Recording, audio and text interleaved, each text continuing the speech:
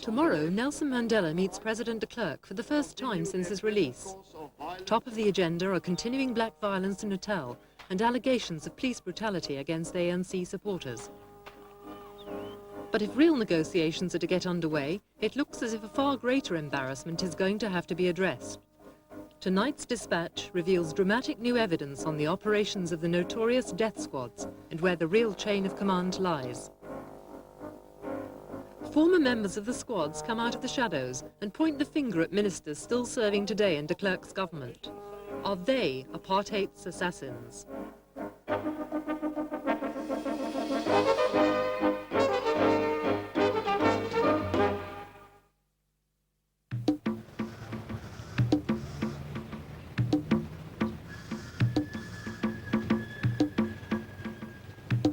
October the 13th, 1987, Jeremy Brickhill, a Zimbabwean writer and anti-apartheid campaigner, was on his way to a shopping centre in the suburbs of Harare. It was a normal day for me. My wife and I usually used to go to that shopping centre. On that morning we dropped my daughter off. Before we got there, my wife went to a gym. I drove to the shopping centre, where I often visited, had a cup of coffee and bought some bread. Another car had been parked just next to it. Unknown to me at the time, that car was filled with explosives.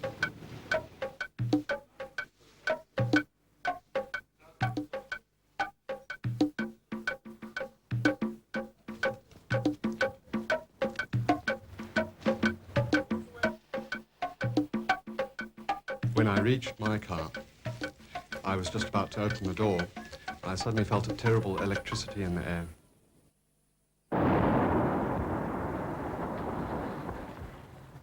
And then a huge blast wave, and then fire was everywhere. I felt pieces of metal and things thudding into my back, and I was thrown against the car. I shouted to my wife to run, and then I tried to get out of the environment of that blast myself. I turned to try to run, but found that my left leg wouldn't move. I thought actually it had been blown off, so I fell to the ground. And whilst I was on the ground trying to crawl out, I noticed that a lot of my guts had fallen out. I had to push those back into my stomach. And then I started to try to crawl. As I was crawling, there were more cars exploding. The tarmac was on fire. The fire was spreading everywhere, and another blast took place, a car exploding, the petrol tank. That set fire to my hair. I put my hair out. My arms and face were burnt. My clothing was on fire. I managed to crawl out of that blast. All the time I was shouting to people to come and help me, but they were frightened to go into the fire. When I got out of the immediate range of the fire, some people finally reached me and managed to carry me out. For years now, South African hit squads have attacked the opponents of apartheid, both within South Africa and internationally. This is a police death squad camp some 15 miles west of Pretoria. From this place, Vlakplaas, attacks were organized by South African police death squads. A short distance to the southwest, and too sensitive to film, is another camp called Daisy, which operated an international network of death squads.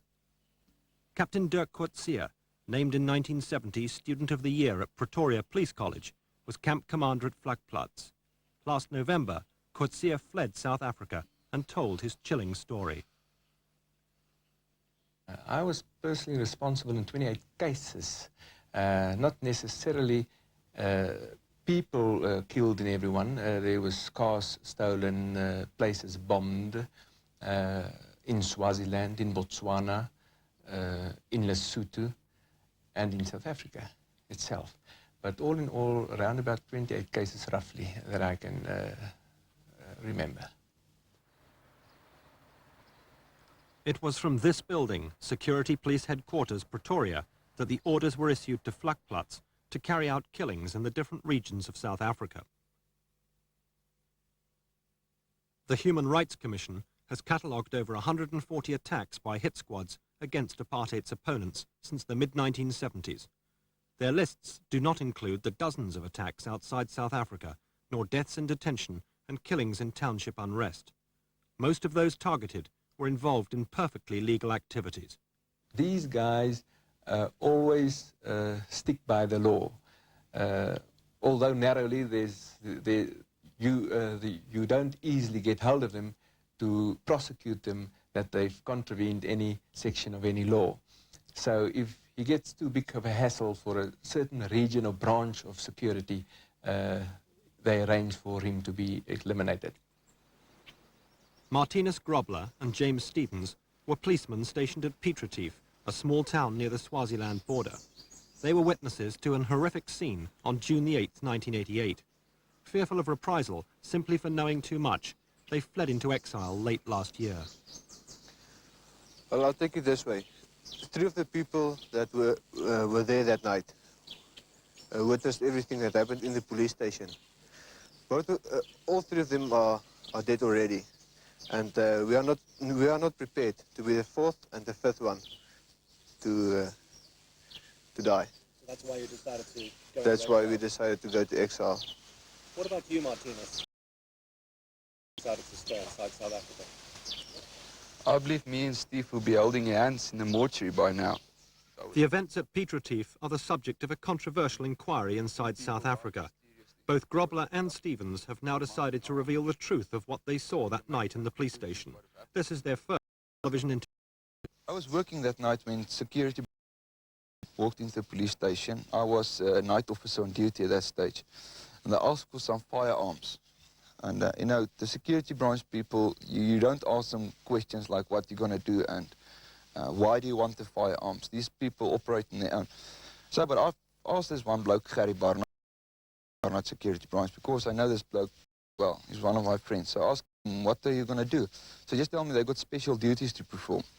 So I booked out firearms to them, and they left the police station, and around about was between 2200 hours and 2400 at the police station. And they asked me for the mortuary keys. And I asked them why. They said, no, they shot for TERS. That's no ANC. I opened the mortuary for them, put on the lights, and these people shoved these bodies, you know, just throw these bodies out of the police van on the ground. There wasn't any respect shown to these bodies, nothing. And they were standing around these bodies, and they were all of Opium Sherry to each other. Around these bodies. They were singing a song. I can't recall the name of the song, but they were singing the song and busy drinking around his body. They told us, yeah, that's an Afrikaans, the goeie slag geslaan. That means, yeah, they hit it quite good when they've killed these bodies. And I left the mortuary there. You know, I stomach couldn't take it. Now, these people were absolutely shot up to pieces. Off, heads blown to pieces. But anyway, I walked out. I was standing outside, and Gary came out, and he told me he's got reason to believe that they've killed the wrong people. These killings were also ordered from Security Police Headquarters in Pretoria and carried out under instruction by Major Eugene de Kock, who replaced Dirk Coetzee at the Vlakplaas death camp. One of the most shocking admissions made by Captain Dirk Coetzee involves the death squad's almost routine use of poisons. I went to collect poison from Lieutenant General Lothar Netling. There's two kinds of poisons. The one was, as he said, if you give it to an animal like a sheep, 5 minutes afterwards it'll just give one jump and it'll fall down and the result will be a heart attack. So, and second, which has got the same effect as chloroform. If you submit to a adult man, he'll fall into a deep sleep. You can administer it in water, coffee, cool drink, anything. It's tasteless, it's colorless. If you administer too much, then he'll go into a sleep and eventually die. Lieutenant General Lothar Netling gave on 4 or 5 occasions to me personally on instructions or otherwise after confirming with my section C, Brigadier Willem Skoon. There was also one case described to me by Major Archie Flemington of a security branch where General Lothenetling with a microneedle injected poison into a bottle of whiskey, seal still intact, closed this little hole in the lid, and then this poison bottle of whiskey was smuggled through a source to the ANC into Mozambique, where they had parties. Everyone that had a drink out of that bottle just died eventually. Lieutenant General Lothar Neethling is the forensic chief of the South African Police, whose forensics headquarters here in Pretoria are named after him. General Neethling resides at 1076 Prospect Road, Pretoria. We contacted Lothar Neethling, interviewed.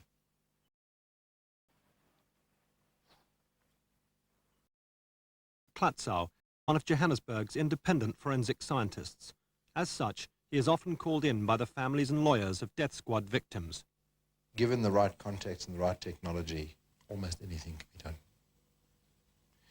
And that is the part about this. There is such a professional air to all of these so-called crimes that it strongly suggests an organization, not a group of individuals acting on their own, but it suggests an infrastructure with contacts. People who can provide false documents, people who can provide you the technology, putting the lid back on. Many of those murdered by the death squads cannot be accounted for. There can be no definitive list. This man, Yapi Maponya, was one of those who simply disappeared.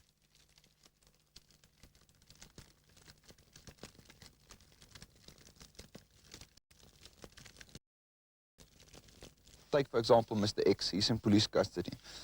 And security branch wants to get rid of this bloke. All they do, they get a warrant of release for this bloke. They release him out of the police cells, out of the police station. He walk out freely. Everybody pick him, off he go. He just disappeared afterwards. They pick him up and they took him out. They kill him, burn him, and there's no evidence. The guy didn't exist. The guy signed for his own release. And after that, about 15 minutes afterwards, he just disappeared. Two young men who met a similar were Peter and Vusi. The head of the security police C1 division decided they must be eliminated. Captain Coetzee was given the task. Vusi was locked up and during questioning had the attitude charge me or shoot me.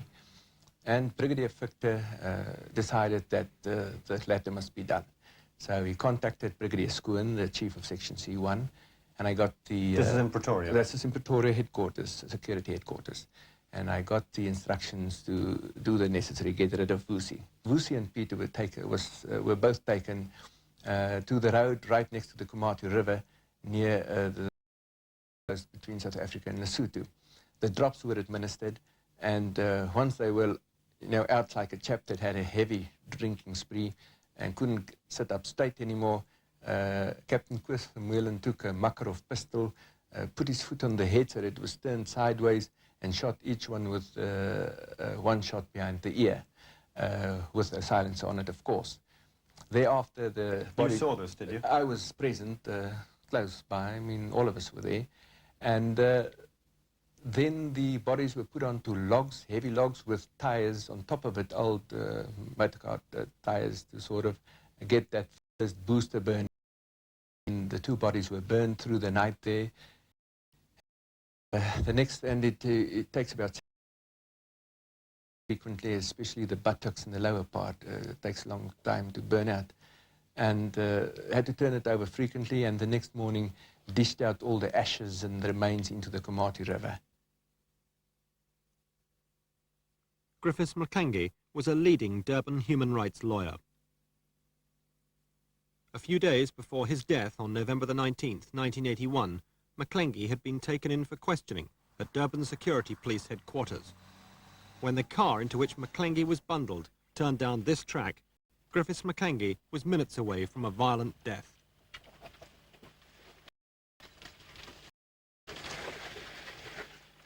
We were down in Durban on the normal routine of looking for infiltrated guys when I was called to the regional headquarters by Brigadier van der Hoofen. And Brigadier van der Hoofen said that Griffith Mclengy is an ex-Robben Island prisoner. He's running a lawyer firm, him and his wife. A lot of money, over 100,000 rand, was channeled through his bank account that year by the ANC. And they're trying to build up a case on him, but it's bloody difficult. We must get rid of him. And he said, but it be a shooting incident, like a robbery. Recruited by Dirk Coetzee to work for the death squads was this policeman, Butana Armin Nofamela. So was this man, David Chikalanga, formerly Coetzee's gardener, seen here with Captain Coetzee's young son. When I stabbed him, I couldn't pull out the knife, you know, because the man was fighting. Then I just jumped one side. So from there, then he tried to pull out that knife, and then in the meantime, Armand was also in front of him. That knife out, then he wanted to stab Armand. Then Armand, I don't know whether it's a wheel spanner or something in his head, beat him, then till he fell down. Then they stabbed him totally, and then till he cut his throat also. He went down and they started stabbing him, more than 40 knife wounds. Almond then took the big hunting knife, cut his throat open till the bone at the back of the neck and the ears.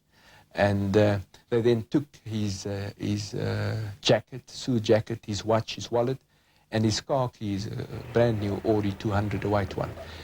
And they parked it on the parking lot right next to a SWAT station down in Durban. I met them at the bar. They handed me all the stuff, checked all the clothes, knives and shoes to make sure that no evidence was left, and then instructed Lieutenant van Dijk and Constable Bram de Pre to remove the car up to Gulel border post, the most southern border post in the Swaziland border, and wait for me there the next morning where I would meet them, join them the next afternoon. The man who directed death squad operations from Security Police Headquarters C1 Division was this man, Brigadier Willem Schoen. He gave the orders for dozens of death squad killings. Last November, he retired from the police. We went to his house at 689 Verakunda Street, but interviewed. Hello. Butana Armin Nofamela was due to hang on October the 20th, 1989, for the murder of a white farmer. Desperate, he appealed one last time to his former employers, Brigadier Schoen and Major de Kock. They replied that he, Nofamela, should take the pain. Nofamela panicked and on the day before he was due to hang, wrote this affidavit, revealing his work in the death squads. This last-minute affidavit gave Nofamela a stay of execution, but his accusations were met by firm denials from the South African government. The South African whatsoever. But the revelations wouldn't stop. The denial by South Africa's security establishment became increasingly unbelievable. At first, President de Klerk refused a judicial inquiry into Nofamela's allegations. Finally, he appointed a one-man commission by this man, Justice Louis Hurrams. While Justice Hurrams is presently trying to unravel the truth behind the operations of the death squads, senior police and military officers are being called to testify. But the actual chain of command, who ordered and sanctioned the death squad killings, is still very much in question. However well-intentioned, brief, it has no authority to investigate the extensive killings in the frontline states. Much of the evidence coming before Justice Hurrams is being presented by the police themselves, and many of those named as being implicated in the death squads are still serving members of the police and army. I've got a great deal of faith in Mr. Hurrams, but Mr. Hurrams, I'm afraid, is as strong as the evidence which he can get before him. And there already appears to be signs that people have remarkable memory lapses. Senior army officers appear to have mislaid vital documents. And I must say, I find it disturbing in the extreme that the people against whom the allegations are made are not suspended immediately pending the outcome of the Haram's inquiry. I think it's very wrong that they should be allowed to occupy positions where they can tamper with evidence, documents, witnesses, in a way which can never be tested. To set the police to investigate what is essentially allegations against the police is, to my mind, a fruitless and futile exercise. You don't set the fox to investigate crimes in the hen house. In 1988, Dr. David Webster, a university lecturer and well-known anti-apartheid activist, completed a report on political repression which focused on the role of the death squads. Assassinations, he wrote, have the effect of controlling opposition when all other methods such as detention and intimidation have failed. Informal repression, he said, is ostensibly illegal, yet appears to enjoy, if not official sanction, at least a less than enthusiastic investigation. Shortly after completing this report, David Webster was gunned down outside his home here in Johannesburg on May the 1st, 1989. Forasmuch as David has departed out of this life, and Almighty God in his great mercy has called him to himself, we therefore commit his body to the ground. Earth to earth, ashes to ashes, and dust to dust. The Civilian Cooperation Bureau, a secretive worldwide network run by military intelligence, is thought to be responsible for the assassination. This man, Stahlberger, presently in hiding, ran the cell that allegedly killed David Webster. Many external operations of South Africa's death squads have been directed into the neighbouring states, which for 30 years have given sanctuary to South African exiles. Hit squad teams came to know every inch of the terrain.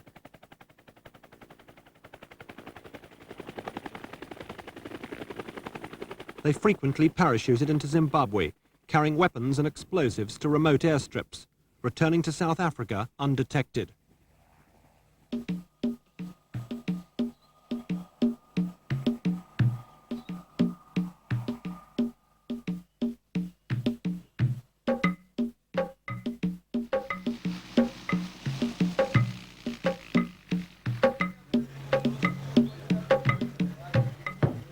Bulawayo is Zimbabwe's second largest city, just 150 miles from the South African border. Every day outside the Bulawayo Employment Exchange, large crowds gather, hoping to find work. When Obert Mwanza was picked out of the crowd and asked if he wanted a job as a driver, he immediately accepted. He was paid £12 in advance to drive to a house on the outskirts of Bulawayo and on arrival pick up a man and bring him back to town.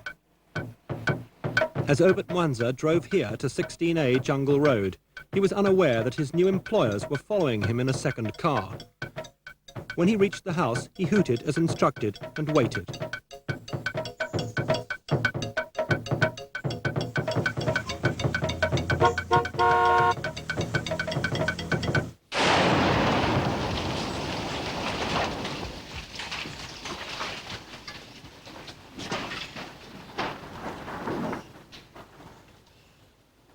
The targets, 3 members of the ANC living in this house at Jungle Road, were seriously injured. Obert Mwanza was the disposable commodity. He wasn't identifiable from the point of view of his physical remains because his body was completely shattered by the explosion. It was a gruesome scene for the police in that, on arrival at the scene, they picked remnants of flesh dripping from the tops of tree branches. What, however, led the police to establish the identity of Obert Mwanza, were the national registration card and the medical certificate coupled with other inquiries that followed on. That he had with him at the time of the explosion? Yes. That established conclusively the identity of the deceased as being Obert Mwanza. Kevin John Woods is now on death row in Harare's maximum security prison for his part in the murder of Obert Mwanza. In this police video shown here publicly for the first time, Woods describes his recruitment by the South Africans. I was recruited in 1983 by Alan Trousdale, who was at the time a member of the South African Special Branch. Alan Trousdale is one of the many former Rhodesians working for the South African Security Services. He is responsible for running South African intelligence networks from Security Branch headquarters in Pretoria. Also sentenced to hang is Philip Conjweo, who hired Obert Mwanza. His orders came from an agent called Mary Baker. Would you like to tell us who this Mary Baker is? Mary Baker is an agent that used to come and see me and give me some numbers if those numbers were to be checked and see whether ANC people were staying there. Would you like to qualify the word agent? What agent? He is working for the South African security forces. Mary Baker, real name Mary Toby, is a South African security police handler, presently believed to be in Britain, together with a number of other South African agents who formerly operated in Zimbabwe. The intelligence gathering networks in Zimbabwe reported back to the security police in Pretoria, where the operations were planned. They were carried out by South African military special forces operating under cover. Barry Borden, a military hit squad member operating in Zimbabwe, has also been caught and sentenced to 40 years imprisonment. Michael Smith has been sentenced to death for his part in a series of attacks carried out in Zimbabwe. These members of the hit squads were often reinforced by senior commanders from South African Special Forces. One of them is Graham Branfield, an officer in South African Special Forces. I therefore left the 404 at Balabala Garage and we returned to... Kevin Woods is seen here giving further evidence to the Zimbabwean police on the involvement of the South African government. I later learned from Kit and Barry that they, on arrival in Harare, split into two teams and each at a specified time attacked their respective targets. They then met at an RV on the Bulawayo Road and made their way to Ngezi National Park, from where they were uplifted to South Africa by South African helicopters. The operational network based inside Zimbabwe was part of the Special Forces unit of the South African military, whose chain of command leads directly to the present Defence Force Chief, General Jannie Heldenhuys. The Special Forces Field Commander in Zimbabwe until 1988 was this man, Christopher Kit Borden. Today he heads Zimbabwe's most wanted list.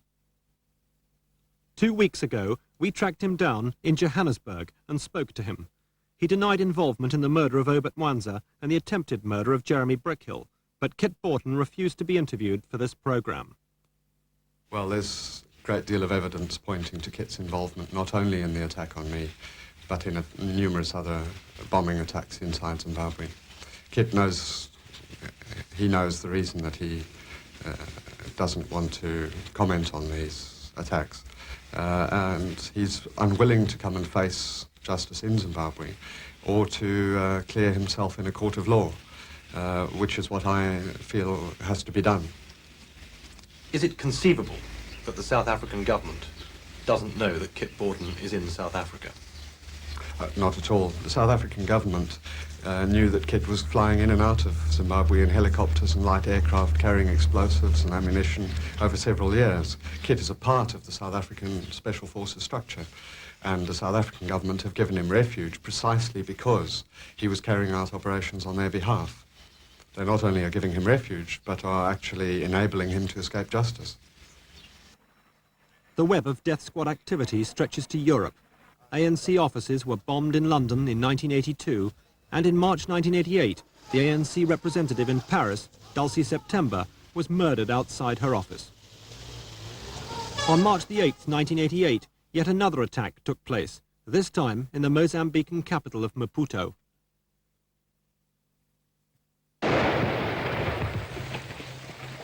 Albie Sachs, a South African lawyer, was drafting a new constitution for a democratic, non-racial South Africa. And suddenly everything went dark, and I didn't know what was going on. I was kind of astonished and began to realize something terrible was happening to me. I couldn't see anything, and I felt arms pulling me, and I was struggling, and I thought I was being kidnapped. I thought I was being kidnapped by South African security. And then I just sort of faded out, and total darkness, and I heard a voice saying, Albie, this is Eva Gorido, you're in the Central Hospital in Maputo, in Mozambique, and your arm, he said, is in lamentable condition. We're going to have to operate. You have to face the future with courage. And then it kind of all faded out again, and I said, what happened? And somebody said, a car bomb. And I felt a surge of elation, of great joy, because I knew I'd survived. I knew I was going to be okay. I knew I was in safe hands, and then I just sort of fainted. Craig Williamson is a long-serving South African intelligence agent whose name has been linked to a series of assassinations and the bombing of the ANC offices in London. Today, he is a member of the South African President's Council.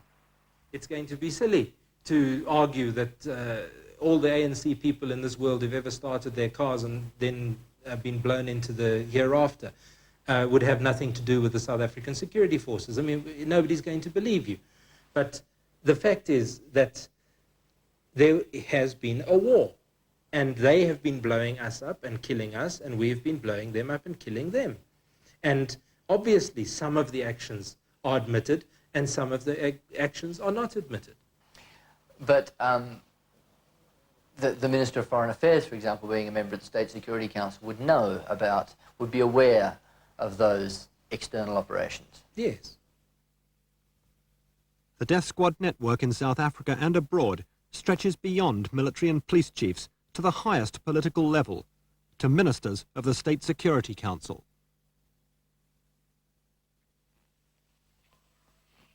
Martin Dolenchek, aged 52, was a senior officer in South Africa's National Intelligence Service, where he had special responsibility for foreign operations. He was the National Intelligence Service desk officer for Africa. In this, his first interview since he joined the ANC, Martin Dolenchek spoke exclusively to dispatches. The detailed knowledge that Dolenchek possesses from the years spent in South Africa's security and intelligence services leaves him in no doubt as to how high responsibility for the death squads really goes.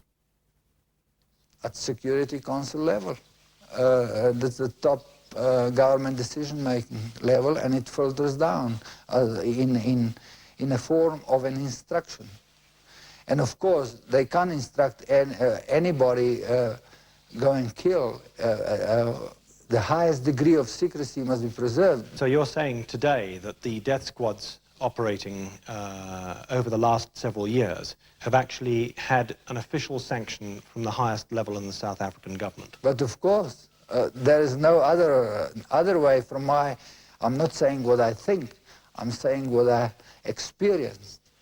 No way. The guidelines, the regulations within the organization are such that you can do very little on your own. So is it possible that the present Minister of Law and Order, Adrian Vlak, did not know at all about the existence of these death squads? Whatever Magnus Malan knows, or the state president knows, Vlak knows.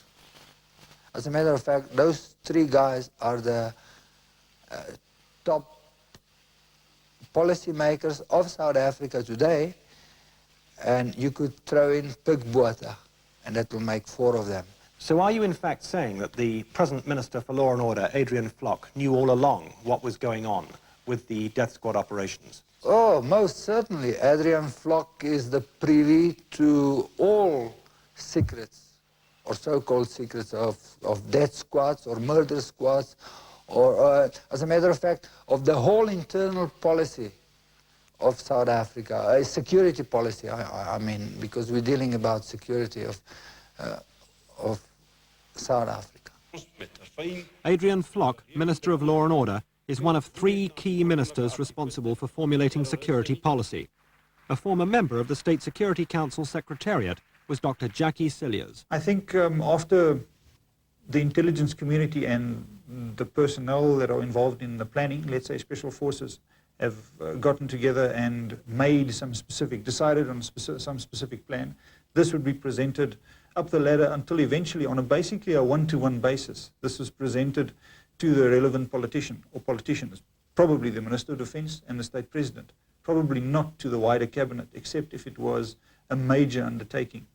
I think the need-to-know principle was very strictly adhered to. We very definitely did not get any prior indication of external operations. And I would say that would hold true for almost the complete cabinet, except in the case of perhaps somebody like the Minister of Foreign Affairs, who has obvious interest in something like this. Pik Botha is the great survivor of South African politics and has served as foreign minister under the last 3 South African heads of government. We will resist these by diabolical forces. It doesn't matter what is the cost. Would Pik Botha be required to know about the existence of the death squads, in particular in the frontline states? Yes, most certainly. When the guys in Security Council to decide that certain persons must be eliminated or certain information must be had from ANC officers or any other officers in neighboring state like Swaziland, for example, or Zimbabwe, they turn to Pik Botha, who is the Minister of Foreign Affairs, and ask him, can you handle this problem if something goes wrong, or even if something doesn't go wrong? And if he say, piece of cake, that's fine, they go ahead. But if he say, no, that will be a bit difficult, then they will probably ask him, how would you go about it if you had the same problem or the same thing in mind?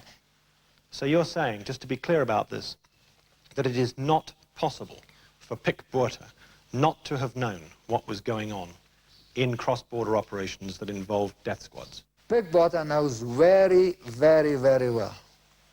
He has to know, and he knows it.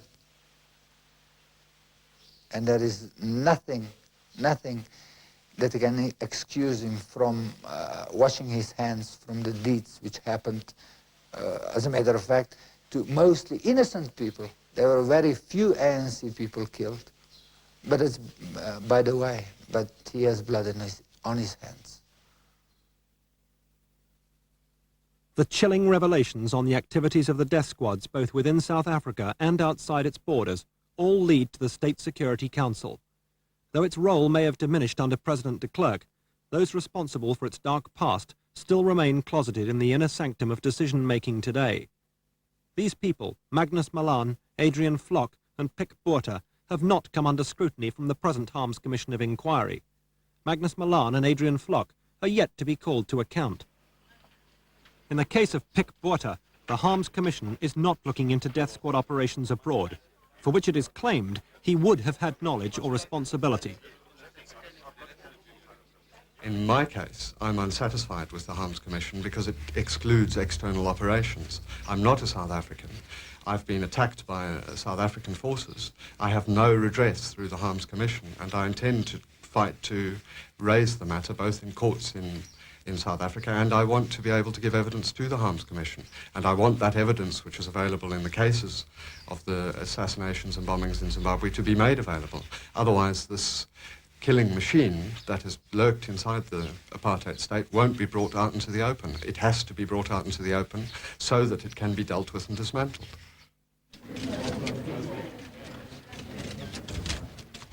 The death squad revelations offer President de Klerk both a challenge and an opportunity. With the release of Nelson Mandela, political negotiations cannot be long delayed.